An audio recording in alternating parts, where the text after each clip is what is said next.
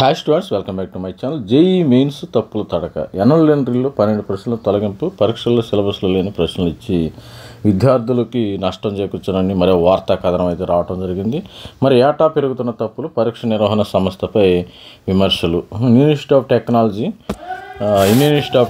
And national institute of technology, Indian institute of information technology, కేంద్ర జిఎఫ్టీఏ నడిచి ఇతర విద్యా సంస్థల ప్రవేశాన్ని నిర్వహించి జేఈ మెయిన్ కొద్ది రోజుల క్రితం ఎన్టీఏ వాళ్ళ తొలి దశ మెయిన్స్ నిర్వహించింది. ఈ క్రమంలో పరీక్షల్లో లోపాలు, అనువాద దోషాలు, సిలబస్ పరిధిలో లేని ప్రశ్నలు అడగడం, తుది ఆన్సర్ కీలో తొలగిస్తున్న ప్రశ్నల సంఖ్య పెరగడంపై విద్యార్థులు, అధ్యాపకులు విమర్శలు చేస్తున్నారు. జేఈ మెయిన్ 2025 జనవరి సెషన్ ఫలితాలు ఇటీవల విడుదలయ్యాయి. ఈ నేపథ్యంలో జేఈ మెయిన్ లోపాలపై పరీక్ష నిర్వహణ సంస్థ ఎన్టీఏపై విమర్శలు మరింత లోతాయి. ఇప్పటికైనా ఈ ఎన్టీఏ మారుతుందేమో మనకు తెలియదు. మరి ఈ యొక్క వీటిని మరి ముఖ్యంగా చేస్తున్నానంటే ఇలాంటి న్యూస్ని మీరు లైక్ చేయండి, షేర్ చేయండి, ఇతరులకి షేర్ చేస్తే ఎన్టీఏ వాళ్ళు ఇలాంటివి రిపీట్ కాకుండా ఏప్రిల్ సెషన్లో కూడా రిపీట్ కాకుండా చూస్తారు. మన ఛానల్ లైక్ చేయండి, షేర్ చేయండి, సబ్స్క్రైబ్ చేయండి. లైక్ చేస్తూ ఉంటే ఏంటంటే ఎన్టీఏ వాళ్ళు ఇంతమంది స్టూడెంట్స్ లైక్ చేస్తున్నారు, ఇలాంటి పనులు మనం చేయకూడదు అని వాళ్ళకి ఒక ఇదిగా ఉంటుంది, వాళ్ళకి ఒక వార్నింగ్ సిగ్నల్ లాగా ఉంటుంది. మీరు ఎవరు లైక్ చేయలేదనుకో ఇది లైట్గా తీసుకుంటారు. ఈ న్యూస్ని కూడా వాళ్ళు కూడా లైట్గా తీసుకోవడం జరుగుతుంది. మరి ముఖ్యంగా జేఈ మెయిన్ విషయంలో ఎన్టీఏ నిర్లక్ష్యంగా వ్యవహరిస్తుందని ఈ ఏడాది పలు షిఫ్టుల్లో నిర్వహించే పరీక్షల్లో తొలగించిన ప్రశ్నల సంఖ్య ఇందుకు నిదర్శనమని సబ్జెక్ట్ నిపుణులు అంటున్నారు. ఈ ఏడాది మొత్తం 10 షిఫ్టుల్లో జేఈ మెయిన్ నిర్వహించగా ఏకంగా 12 ప్రశ్నలు తొలగించారు. ఇందులో అత్యధికంగా ఫిజిక్స్ నుంచి 8, మ్యాథమెటిక్స్, కెమిస్ట్రీ నుంచి 2 చొప్పున అయితే తొలగించడం జరిగింది. దీని సాంకేతిక లోపం, మానవ తప్పిదం కారణమై ఎన్టీఏ పేర్కొంది. జాతీయ స్థాయిలో జేఈ మెయిన్ తో పాటు national eligibility cum entrance test, UGC ఇవన్నీ పరీక్షలను నిర్వహిస్తున్న ఎన్టీఏ వాటికి సమర్థంగా నిర్వహించడం విఫలమవుతుంది. ప్రశ్నలు రూపొందించే ఎగ్జామినర్స్ విషయంలోనూ అదేవిధంగా ప్రకటన విషయంలో పరిశీలించే విషయంలో ఎన్టీఏ అప్రమత్తంగా ఉండాలని ఆరోపణలు చేస్తున్నారు. ఇది స్టూడెంట్స్ మరి ఆటోమేటిక్గా జేఈ మెయిన్ పరీక్ష తీరులో పరిగణలోకి తీసుకుంటే గత కొన్నేళ్ళుగా ఏటా ప్రశ్నల్లో తప్పులు పెరుగుతున్నాయి. 2024 సెషన్ 1లో 6 ప్రశ్నలు, సెషన్ 2లో 4 ప్రశ్నలు తొలగించగా 23లో సెషన్ 1లో 4 ప్రశ్నలు అయితే తొలగించింది.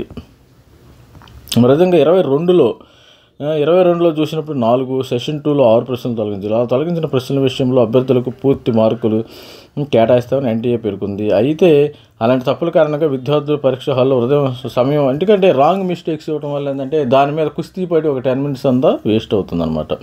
లోపాలు లేని ప్రశ్నలు ఇచ్చే విధంగా ముందస్తుగా ఎన్టీఏ పటిష్ట చర్యలు తీసుకోవాలని సబ్జెక్ట్ నిపుణులు పెరుగుతున్నారు. సిలబస్లో లేని ప్రశ్నలు.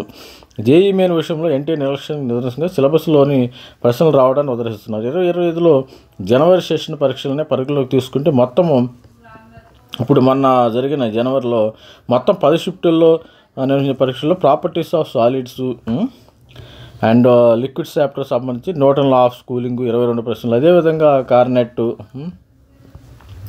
నుంచి ఒక ప్రశ్న అడిగారని అంటున్నారు. అయితే గత ఏడాది నుంచి న్యూటన్స్ లా ఆఫ్ కూలింగ్, అంతకుముందు ఏడాది నుంచి కార్నెట్ సిలబస్ ఈ సిలబస్ తొలగించారు. ఈ సిలబస్ తొలగించినా కానీ మళ్ళీ ఇవ్వటం అయితే జరుగుతుంది అన్నమాట.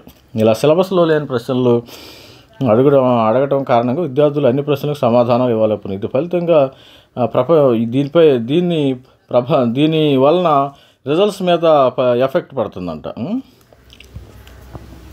జాతీయ స్థాయి కమిటీ, రాధాకృష్ణ కమిటీ కూడా మంచిగా ఇవ్వమని వీళ్ళు ఇవ్వటం జాతీయ స్థాయి వివిధ పరీక్షల సాధన కోసం సిఫార్సులు చేసిన ఇస్రో మాజీ చైర్మన్ రాధాకృష్ణ నేతృత్వంలోని కమిటీ బయట జేఈలు ఎలాంటి తప్పులు లేకుండా చూడాల్సిన బాధ్యత ఎన్టీఏపై ఉందని తెలిసింది. అన్ని ప్రశ్నలకు ఖచ్చితమైన సమాధానాలు ఉండేలా ప్రశ్నపత్రం రూపొందించాలని స్పష్టం చేసింది. కానీ దీనికి భిన్నంగా ఎన్టీఏ వ్యవహరించడంపై విమర్శలు వస్తున్నాయి.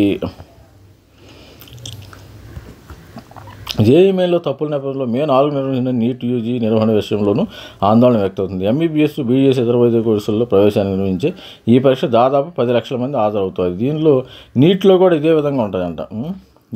ఈ పరిస్థితి ఉత్పన్నం కాకుండా ఎన్టీఏ ఎప్పటి నుంచి పకడ్బందీగా ప్రశ్నపత్రాల రూపకల్పన తీసుకోవాలని మరి కోరుచున్నారు. ఇది లాస్ట్ ఇయర్ వచ్చిన మరి ఈ డేటా అయితే మరి ఫిజిక్స్లో 8 క్వశ్చన్లు రావడం అయితే జరిగింది. ఇక్కడ అయితే 2 క్వశ్చన్లు, ఇక్కడ 2 క్వశ్చన్లు, మొత్తము 12 క్వశ్చన్లకి. దీనివల్ల ఏంటంటే కొంతమంది స్టూడెంట్స్కి లాభము, కొంతమంది వీళ్ళు డేటాబేస్ని అప్డేట్ చేసుకోవాలి. ఇది they have to update the డేటాబేస్ని ఎప్పుడైతే మరి సిలబస్లో తీసేసారో, సిలబస్ని తగ్గించారో, ఆ సిలబస్కి సంబంధించిన క్వశ్చన్లు కూడా ఆ డేటాబేస్ని తీసేస్తే ఏ గొడవ లేని పని. మరి అదేవిధంగా క్వశ్చన్లు ఎప్పటికప్పుడు డేటాబేస్ మానిటరింగ్ చేసుకుంటా, ఆ డేటాబేస్లో ఉన్న క్వశ్చన్ కరెక్ట్ చేసుకుంటా, లేకపోతే ఒకవేళ ఆ డేటాబేస్లో కొన్ని క్వశ్చన్లు సొల్యూషన్ రాదు, వాటిని తీసుకోవడం వేయాలి. ఇక్కడ 2 చేయాలి. సిలబస్ని తీసేసినప్పుడు ఇమ్మీడియట్గా డేటాబేస్ని కూడా అప్డేట్ చేయాలి. అది ఒక పాయింట్. రెండో పాయింట్ ఏంటంటే కొన్ని ఇన్వాలిడ్ క్వశ్చన్స్, కొన్ని క్వశ్చన్స్కి అసలు ఆన్సర్స్ రావు అనమాట. అసలు వాళ్ళకి ఎన్టీఏ వాళ్ళకే ఎట్లా చేయాలో తెలియదు. అలాంటప్పుడు ఆ క్వశ్చన్స్ కూడా తీసేసేయాలి. ఇక్కడ రెండు పాయింట్లు చూసుకోవాలి. ఇది ఇన్వాలిడ్ మరి సిలబస్లో లేని క్వశ్చన్ తీసేయాలి. రెండోది వచ్చేసి ఎన్టీఏ వాళ్ళకి కూడా లేని ఆన్సర్స్ రావు కొన్ని క్వశ్చన్స్. ఆ ఆన్సర్ ఇన్వాలిడ్ క్వశ్చన్స్ని కూడా తీసివేస్తే స్టూడెంట్స్కి మరి బెనిఫిట్ అవుతుంది. ఇది మరి ఈసారైనా మరి జేఈ మెయిన్ ఏప్రిల్ సెషన్ అయినా మరి వీళ్ళు చక్కగా చేస్తారో లేదో చూడాలి. All the best and thank you.